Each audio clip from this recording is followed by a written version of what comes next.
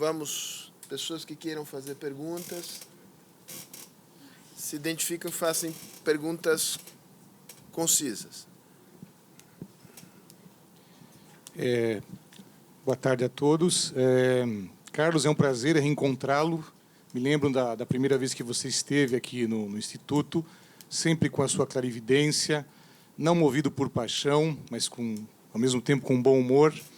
Será que os argentinos, bem objetivo, votarão em Fernandes e acharão que no dia seguinte irão de férias e está tudo resolvido? Porque eu acho que o grau de frustração que vai haver é muito grande e ele para nós não parece um gerente de crise muito adequado. Essa é uma questão que eu ponho. Entendi perfeito. Fernando. Muito obrigado pela palestra. Você falou num momento que no dia seguinte da eleição vão querer saber quem é o ministro, qual é o plano. Quem é o ministro? Do que você falou agora, desse tempo do Menem, lembra um pouco, no intervalo menor, o que a gente teve aqui com o Itamar, que demorou um tempo até achar um ministro. Una más. Eleonora, ¿quieres hacer preguntas acá? Muchas gracias por la posibilidad. Brasil tiene ahora un gobierno que se fue a la derecha. Sudamérica tiene este movimiento también. Pero Argentina, haciendo un movimiento más a la izquierda, ¿no puede se isolar de los restos de Mercosur? Las tres preguntas. Bueno, vamos a la primera. Insisto, digamos, creo que coincidimos en lo que dije al final. Yo creo que hay no solamente un discurso por parte de él diciendo yo voy a reponer el bienestar de inmediato, sino que eso puede estar reforzado por la memoria del gobierno de Cristina. El kirchnerismo se benefició con dos cosas mágicas, digamos, ¿no? La primera es que cuando llegaron, la crisis ya estaba superada, pero no se notaba. Ya todos los indicadores estaban hacia arriba y el precio de las commodities empezaba a subir, pero no se notaba. Entonces ellos generaron la sensación de que recibían la situación en realidad del 2001, como que Duhalde no hubiera existido. Y cuando se fueron, la crisis ya estaba desatada, pero tampoco se notaba.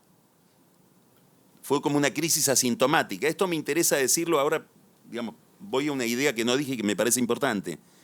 Fernández va a tener una ventaja que no tuvo Macri, que esta crisis sí se nota. Entonces va a haber una transferencia de poder de la que Macri no se benefició porque daba la impresión de que no había pasado nada. ¿Qué quiero decir? Que para que en la Argentina pase algo, tiene que entrar el fuego por la ventana, digamos. Todo lo demás no es crisis. El monto que tenemos de sensibilidad es aberrante, es anormal. Entonces necesitamos que haya una hecatombe para decir acá tenemos que empezar a pensar qué vamos a hacer. Acá hay un problema.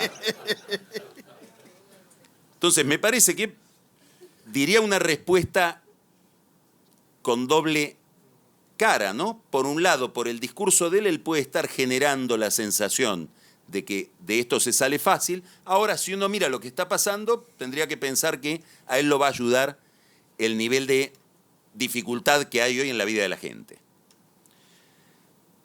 Yo creo que él no sabe quién es el ministro, que no es, como suele suceder, no va a ser ninguno de los que está con él en la campaña. Él no tiene hoy un macroeconomista y que está esperando en ganar la elección para ver inclusive si no puede con ese poder convocar a alguien que venga más desde el mercado. Esta es mi impresión. Y no me sorprendería que convoque gente del gobierno anterior o identificada con Cambiemos, con el gobierno de Macri. Aislamiento, no aislamiento. La pregunta tiene un sesgo que va por lo ideológico, me parece. Yo no miraría por ahí, no porque no sea importante, sino porque lo más importante que está pasando hoy en la Argentina, en el mediano plazo, digamos, o en la larga duración, o dicho de otra manera, en cámara lenta, y uno lo percibe menos, es la vocación de Brasil por liberalizar su economía.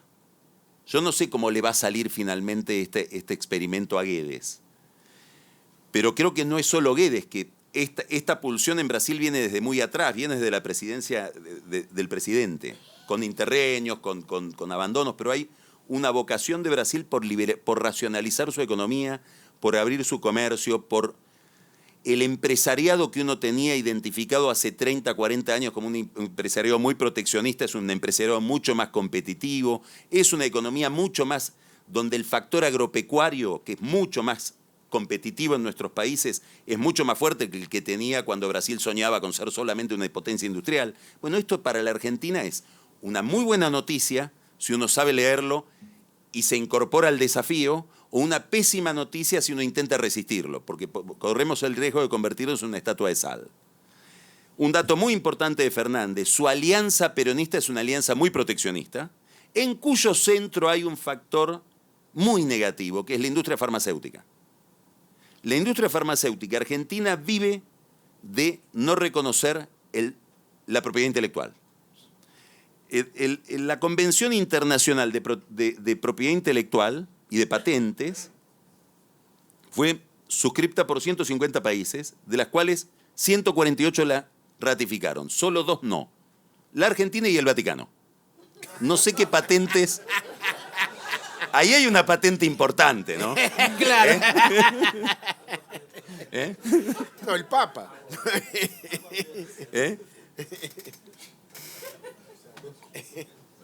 ¿Qué quiero decir? Que estos son determinantes en su alianza, en su sistema de poder, y hay gente que cuando ve, no un acuerdo con Estados Unidos, ya el acuerdo con Europa, que tiene una cláusula que implica ratificar este tratado, dice, no, esto no.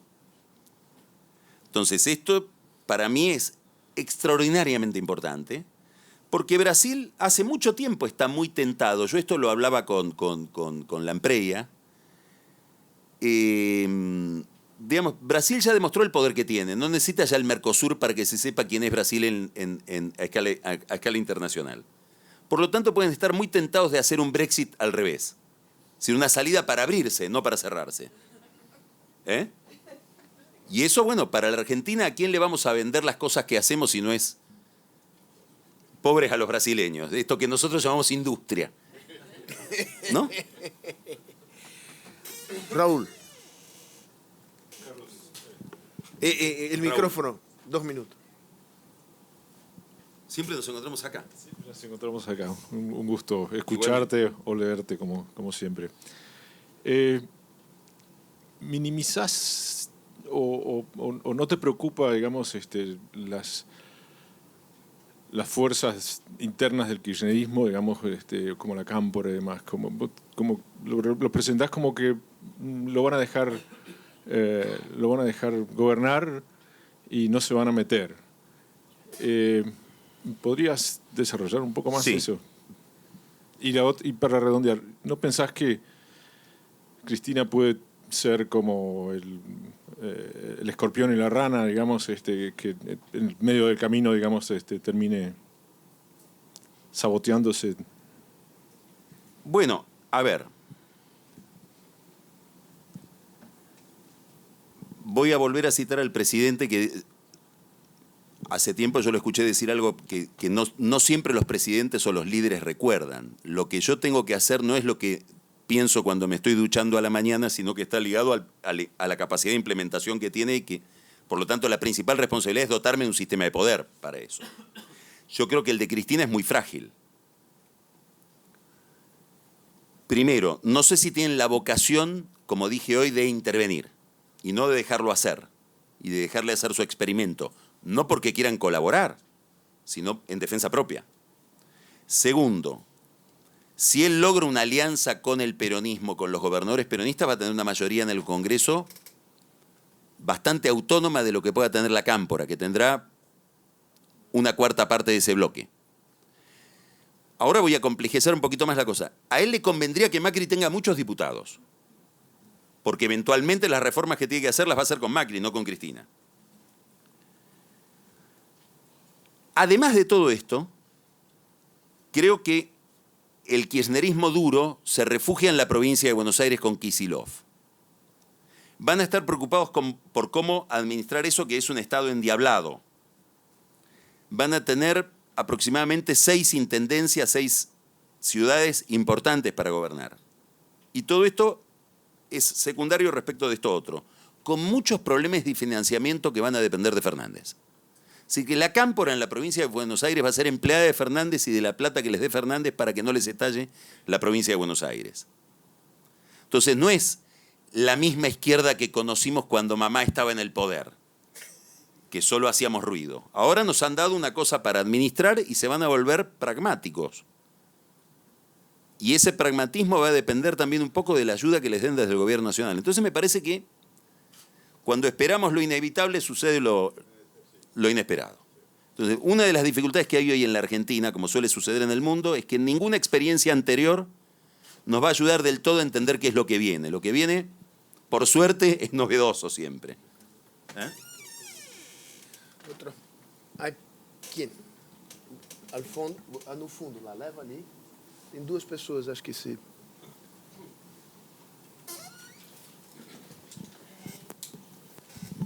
Carlos, en caso de ganar a Identifíquese, por favor. Nicolás Isola, caso de ganar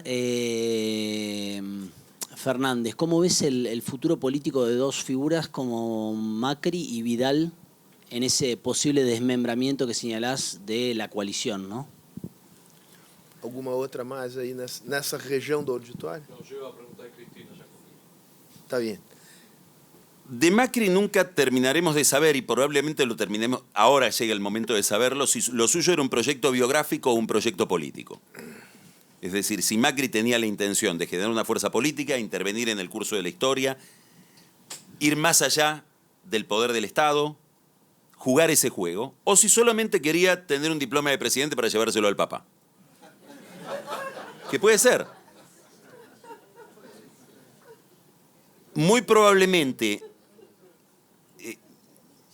Anoche vi algo que yo no había visto, sabía de la historia. Hay una serie de Netflix sobre Trump y en el último capítulo, en la última parte del último capítulo, hay una escena extraordinaria que yo conocía por mentas, pero nunca la había visto en el cine. Nunca había visto las imágenes. Que es esa escena de la asociación de corresponsales en la Casa Blanca, donde Obama, muy ya harto de que Trump, que no era candidato, financiaba a Hillary, hacía campaña con su partida de nacimiento. Que no sé, que mostrara la partida de nacimiento, si era americano, si no era, que nadie lo conocía. Y bueno, el estado de Hawái muestra la partida de nacimiento y él, en esa cena, con Trump en el medio del salón, empieza a hacer algo. Los que tengan interés en el personaje, mírenlo porque es muy sorprendente. Lo destruye, pero con una crueldad nunca vista. Dice, bueno, hemos mostrado nuestra partida de nacimiento, ahora nos vamos a poder dedicar a problemas más importantes, a los problemas de Donald. Y empieza a enumerar los problemas de Donald, uno más idiota que el otro. Y dice, hasta que Donald quiera venir a esta casa, a la Casa Blanca. Miren cómo va a ser la Casa Blanca de Donald. Y aparece una diapositiva con un hotel de Trump, que es la Casa Blanca. Dicen, Trump ese día decidió ser presidente por la humillación a la que lo sometió. Entonces, no sé si esta humillación a la que está sometido a Macri no va a inspirar que aparezca el político, que no fue hasta ahora. Eso puede ser. Vidal, yo creo que Vidal tuvo un conflicto con Macri, fiscal, aprendió mucho que la política no se hace con cariño, la política tiene mucho de manipulación, ella lo aprendió tarde, eso también lo ofendió un poco. Va a ser percibida como la heroína trágica, digamos. En la tragedia griega tiene un componente muy interesante. La culpa no tiene que ver con la propia conducta. Edipo es condenado porque el abuelo, ¿no? Bueno, ella va a aparecer como condenada por cosas que hizo Macri. Una gran carrera frustrada por otro. Creo que va a tener una enorme posibilidad. Ella está pensando en darle una discusión interna a Macri. Queda abierta en la Argentina, en Cambiemos, una gran discusión sobre la política económica, sobre por qué se equivocó Macri. Y hay todo un enfoque no fiscalista que va a empezar a expresarse ahora. Digamos que Macri en realidad se equivocó por un viejo problema argentino que es atraso cambiario y no por un problema estrictamente fiscal. Yo tiendo a pensar así también. Y va a ser una Vidal si gana Larreta y es el líder de Cambiemos Larreta, y otra Vidal si Cambiemos queda totalmente a la intemperie. Pero yo creo que ella va a iniciar una discusión con Macri y va a tratar de ejercer una oposición dura, pero muy racional respecto de Fernández. No sé si Macri va a tener el mismo temperamento. Me parece que Macri queda muy enojado con Fernández y que puede tener la fantasía de obstruir, ¿no? Y de ni el pan ni la sal. Luis, en el micrófono. Dame. Perdón, disculpa. Carlos, soy Federico Sorvideo. El escenario de revanchismo, ¿cómo lo ve? Una pregunta más acá, Luis. Con el micrófono, por favor. Más rápido. Sí. Hola, buenas tardes. Un poco siguiendo la pregunta de Raúl, pongámosle un poco de dinámica, ¿no? Supongamos que el análisis tuyo es correcto. Por supuesto, Luis. No, pero supongamos. Total, vale hasta mañana, es la ventaja del periodista. Mañana ya es otra cosa. La cámpora no interviene porque si sale mal no es mi culpa, pero tampoco obstruye para que no lo acusen de obstruir. Como vos decís, dependen del financiamiento de Fernández. Fernández arma la Liga de los Gobernadores, ese escenario. Pero vos no pensás que hay un tiempo que se le da a Fernández para que tenga éxito, y si no tiene éxito, esa cosa rara que no sabemos bien qué es, de ortodoxia disfrazada o de un ministro de Economía del otro gobierno, como vos mismo lo mencionaste, ¿cuál es el escenario?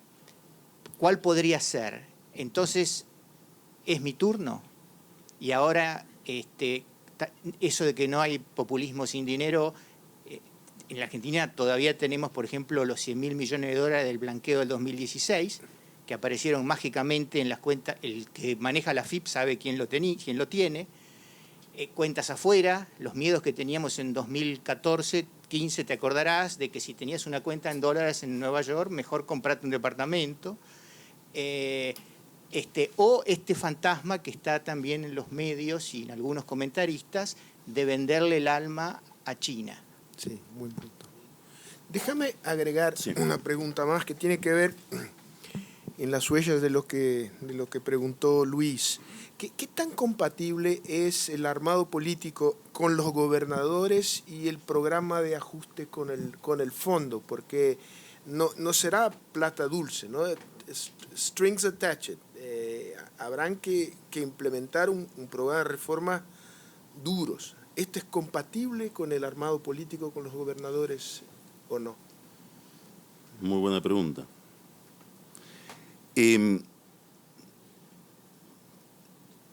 Vuelvo a una idea anterior, ¿no?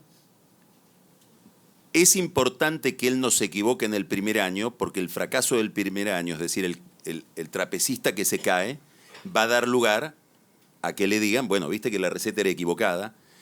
¿Qué nos hace medir esa velocidad? Porque, ¿qué me imagino yo? Yo me imagino que Cristina y su gente, pero sobre todo la gente de Cristina, más que Cristina, porque Cristina probablemente tenga que explicarles a los otros también por qué lo puso a él de candidato. Digamos, no sabemos de qué lado está Cristina. La izquierda de Cristina, que tiene que soportar que este hombre se reúna con Clarín, a quien ellos ven como el enemigo, que diga que hay que hacer un acuerdo con el fondo, que cuestione que en Venezuela no es la democracia perfecta, cuando ellos no se olviden.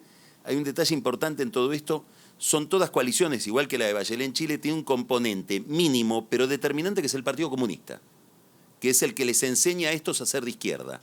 Bueno, en política exterior son determinantes, porque además es algo que no cuesta nada, dejarlos tranquilos diciendo que Maduro no es tan malo.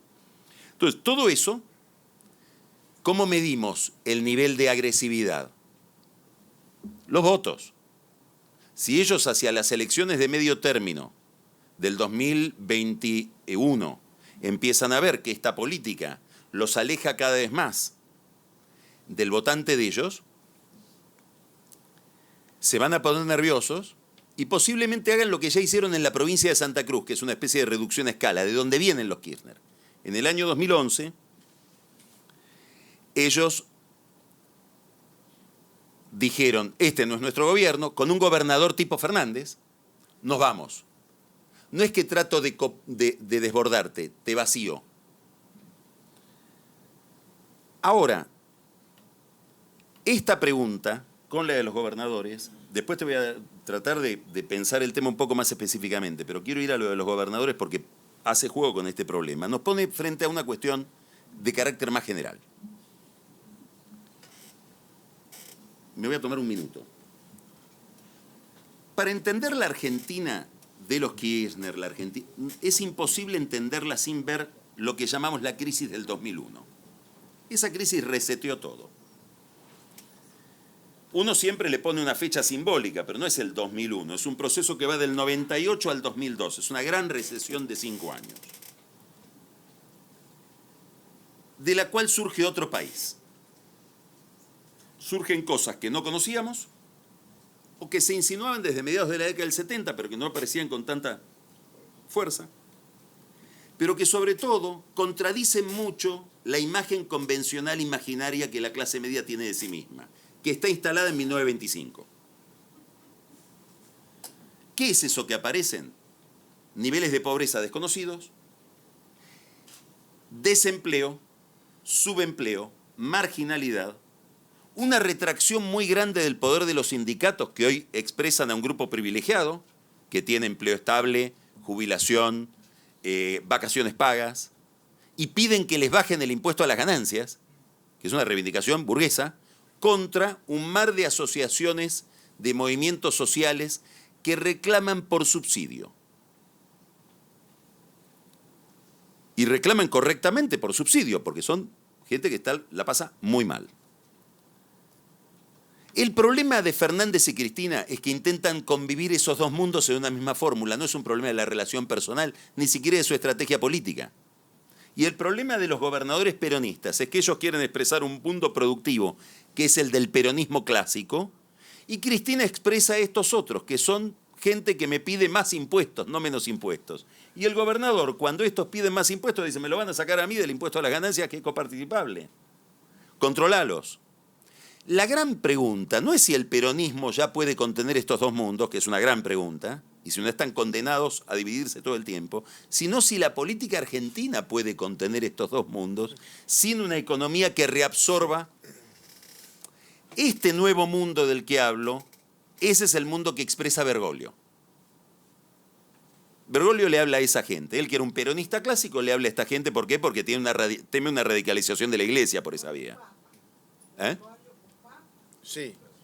No, el tío de Carlos. Yo es un le viejo digo Bergoglio, que vive... Creo que es un papa al que le gusta la religión, pero un político.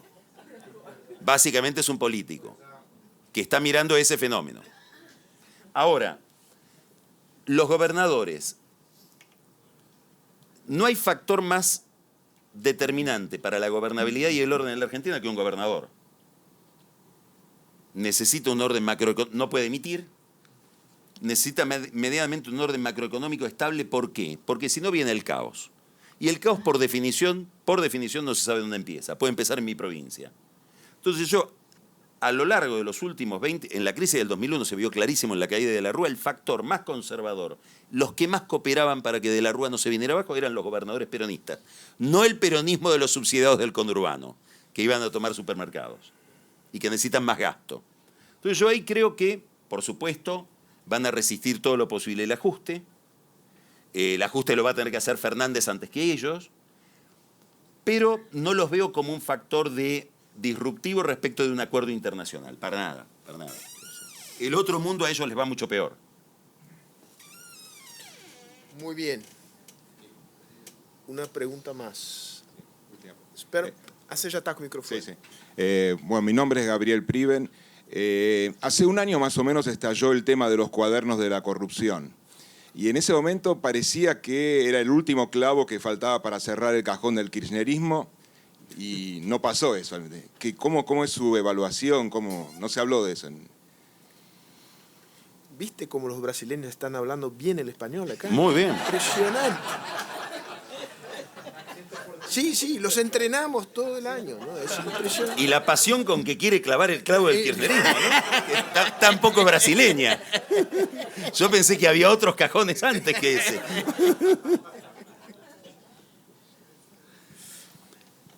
Lo que estudiaron todos los encuestadores, más allá de los resultados cuantitativos de las encuestas, cualitativamente ellos veían que hay un fenómeno, la inflación, que produce una distorsión en la percepción. Embellece el pasado o hace que el pasado que nos parecía hace un año tan insoportable de ser revivido se vuelve más anecdótico, y el presente, donde vemos valores, estilos a los que no queremos renunciar, bueno, a lo mejor renunciamos y nos resuelven un poco la cuestión del día a día. Creo que pasó eso. Digamos, hay un 30%, un 35% de la gente para la cual la contradicción moral con lo otro es determinante y vota Macri, aun con una pésima política económica. Hay otra gente que cree que todo lo otro es una ficción, una gran manipulación. Y hay una franja a la que no le interesa demasiado y media cómo vive en su metro cuadrado. Cuando sube la inflación se juntan los dos segundos contra el primero. ¿Qué es lo que pasó? Insisto que igual Fernández alguna demanda va a tener que reconocer de este universo que tiene que ver con la demanda moral. Pero me parece que lo que pasó fue eso, no muy distinto de eso. El tema del revanchismo. Ah, bueno, el revanchismo. Depende de qué grupo estamos hablando. Yo creo que a Fernández no le conviene el revanchismo, porque el revanchismo es potenciar a Cristina. Él necesita y está haciendo un acuerdo con los medios, un acuerdo con todos aquellos que estaban del otro lado. Él quiere vivir con el otro lado. Él quiere ser del otro lado. Y en la medida en que él diga, no, la agenda es esta, me voy a poner hasta en una política económica que no es la mía. Es decir, es contradictorio con todo lo que él está. Ahora, dentro del universo Fernández, hay gente muy poderosa, hablo por ejemplo, el sindicalista Hugo Moyano, de Camioneros, que Macri lo quiso poner preso explícitamente 20 veces, solo para que, con las ideas de Macri, no porque robe, sino porque Macri estaba obsesionado en que entregue el convenio laboral de los camioneros para bajar el costo logístico en la Argentina. Bueno, ese tipo, si tiene alguna capacidad de influir sobre un juez, económica o física, y tiene ambas, va a lograr la venganza. Él ya pidió para él el Ministerio de la Venganza. Ahora, es un caso particular. No creo que sea el tono de lo que viene. Pero no por una cuestión... Fernández está deseando que vaya el Papa a la Argentina el año que viene, para una operación simbólica de esta naturaleza. Digamos, poner fin. Ahí habrá que ver hasta dónde, eso es el profesor más que el político el que tiene que explicar, hasta dónde este tipo de grietas son artificiales o implican visiones del mundo muy difíciles de reconciliar, sobre todo cuando falta trabajo, ¿no? El tema de política de ingresos, pacto social, ¿qué te parece? No, yo lo veo complicadísimo eso. Muy complicado.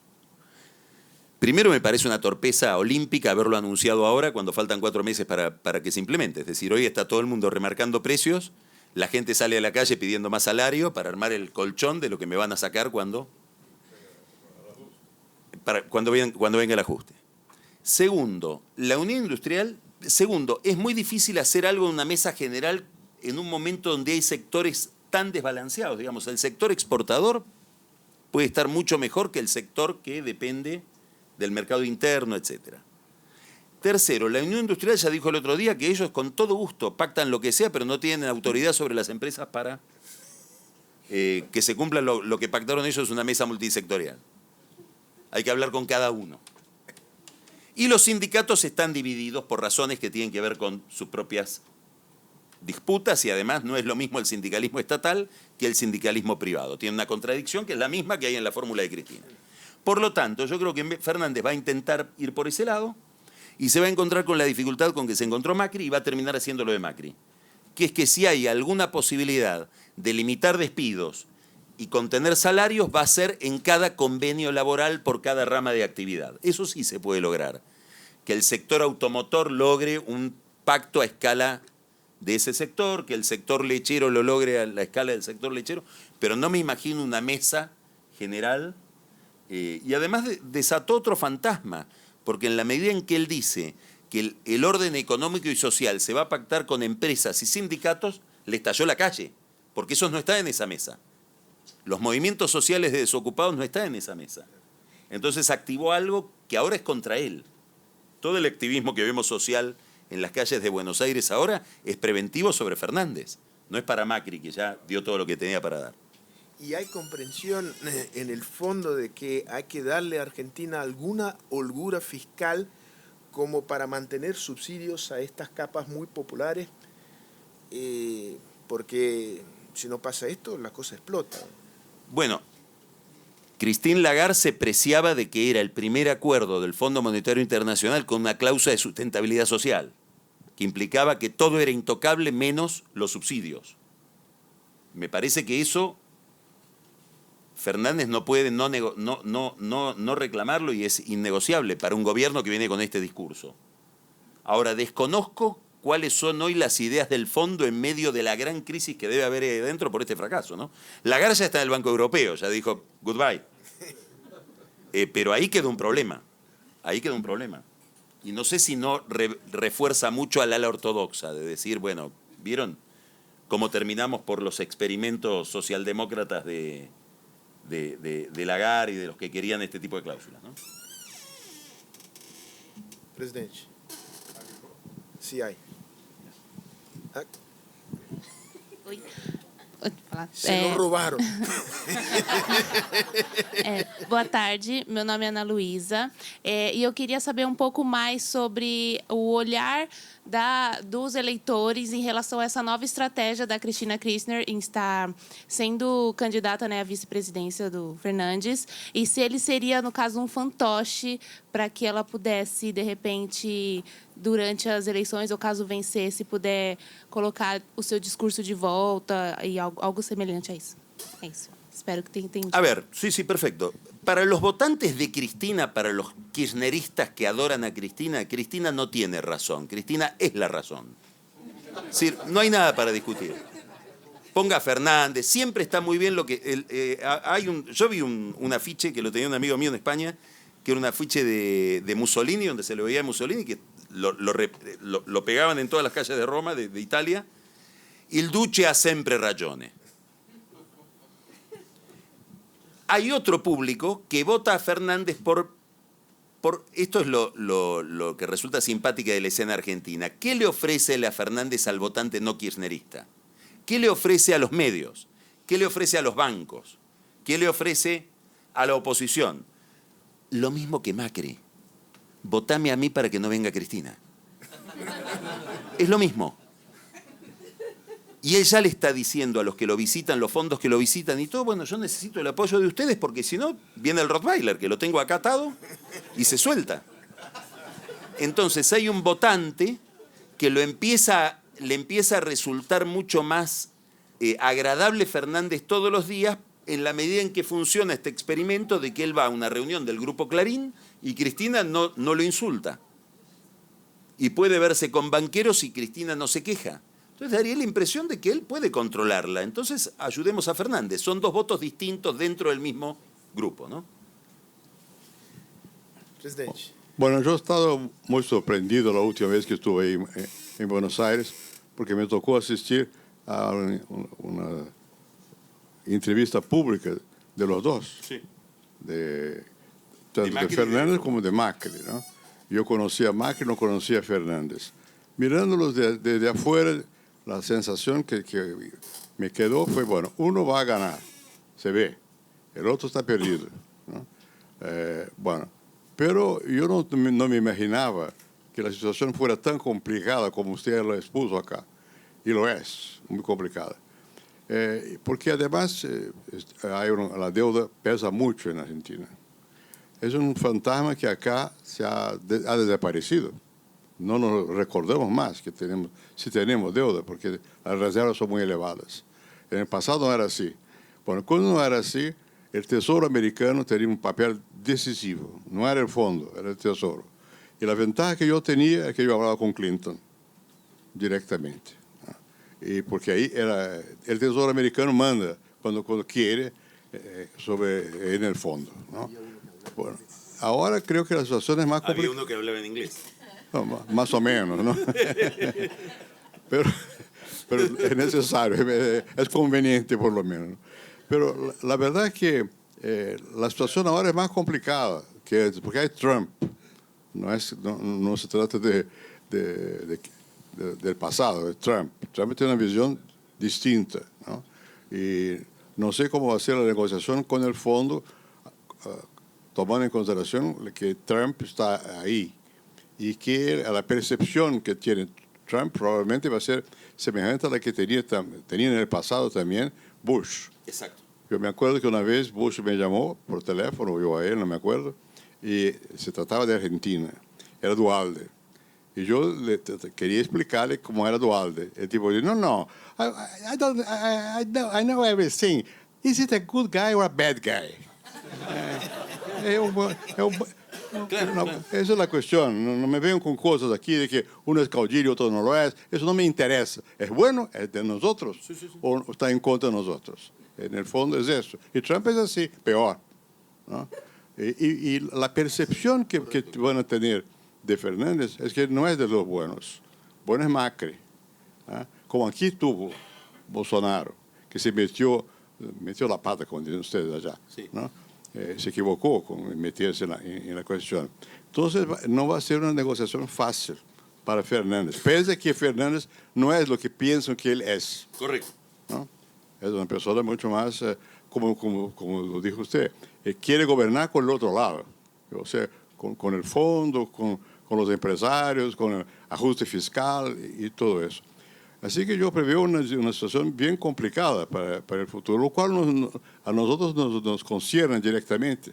¿Por qué?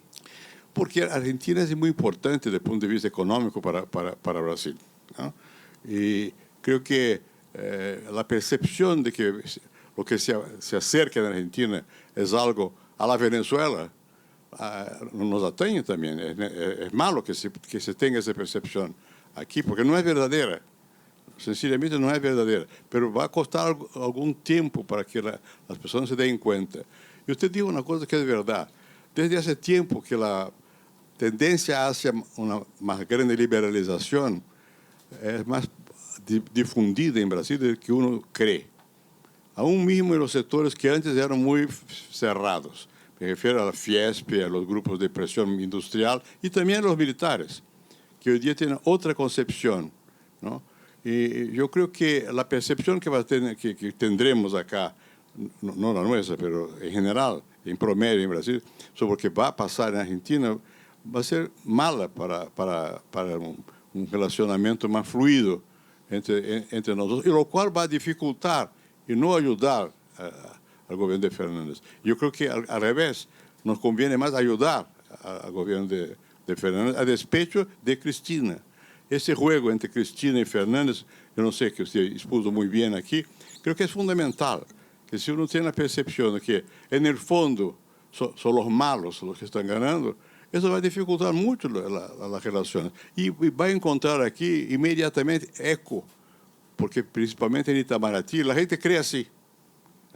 Cree que realmente van a encontrar un dato inmediato, mira el peligro. Son los argentinos. Yo creo que todo lo contrario. No hay peligro ninguno. Hay que ayudar a que Argentina salga de sus confusiones y hacer lo posible para que Fernández venga a flote, ¿no? A despecho de todo. Nos conviene, como interés nacional brasileño, que Fernández funcione bien y no mal. Yo creo que va a ser difícil que la comprensión aquí, y eso pasa por los medios, que tampoco tiene una percepción muy clara de lo que está ocurriendo allá. Permítame que te pida para volver al tema que quedó en abierto de China en este contexto. Bueno. China tiene una presencia muy importante en la Argentina, la tuvo mucho con Macri. Ahora ahí yo creo que hay dos limitaciones importantes. La primera tiene que ver con que el mundo que recibió Macri es distinto al mundo que recibe Fernández. No había este conflicto que vemos hoy. Entonces hay que mirarlo triangularmente el problema. Si yo le tengo que pedir plata a Trump, no sé si voy a poder ir a quedar tan ligado a los chinos. Sobre los chinos, hasta donde yo sé, no soy un experto en el tema, no soy experto en nada en realidad, soy experto en generalidades como todo periodista, pero lo que miro de los chinos y por la gente con la que hablo que conoce del tema, lo primero que a uno le advierten es no te equivoques, ellos privilegian ante cualquier otra cosa la relación con Washington. Entonces tampoco van a alimentar algo que a ellos les parece que perjudica, no van a agregar motivos de conflicto a algo que ya es conflictivo. Y lo tercero que hay que mirar es que ellos se quemaron en Venezuela. Ellos están hartos de Venezuela. El petróleo lo tienen que sacar ellos porque ya PDVSA no saca el petróleo. Los chinos. Hay una visión así un poco, me parece, distorsiva de la relación de China con Venezuela. Ellos están ahí, sobre todo esperando cobrar. Y una dificultad adicional, ¿no? Ahora voy a algo más específico. ¿Qué le pueden pedir a cambio a un Fernández que quiera financiarse ahí? Primero, ellos no le van a ofrecer un flujo de financiamiento. Le van a ofrecer un cheque. ¿A cambio de qué? Bueno, si fuera Ecuador, si fuera Venezuela, garantías reales. Petróleo, gas o minería, que es lo que sucede en Ecuador o lo que sucede en Venezuela. En la Argentina todo eso es privado. Entonces le van a pedir algo que ya se lo pidieron a Macri, que Macri se los dio a medias, por oposición de Marcos Peña, el jefe de gabinete, y de Nicolás Dujovne, el ministro de Hacienda. Oposición que se alimentaba en mirar a Estados Unidos, que es poder hacer una segunda planta nuclear. Que eso es un interés personal de Xi Jinping, porque él está buscando un país medio como la Argentina para poder ahí hacer energía nuclear e internacionalizar ese negocio chino. Bueno, yo creo que ahí estaríamos tocando un cable de alta tensión. Entonces yo a esta fantasía de que nos salvamos con China la veo problemática. Por encima de la base satelital que ya está Aparte en de eso, que ya eso genera problemas. Genera mucho lío. Eso genera problemas.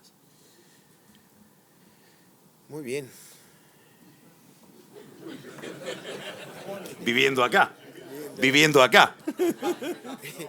Yo le comentaba ayer el atroz encanto de ser argentino. Sí, y él me contestó, ¿encanto? El encanto es escucharte, Carlos. Muchas gracias. Muchas gracias.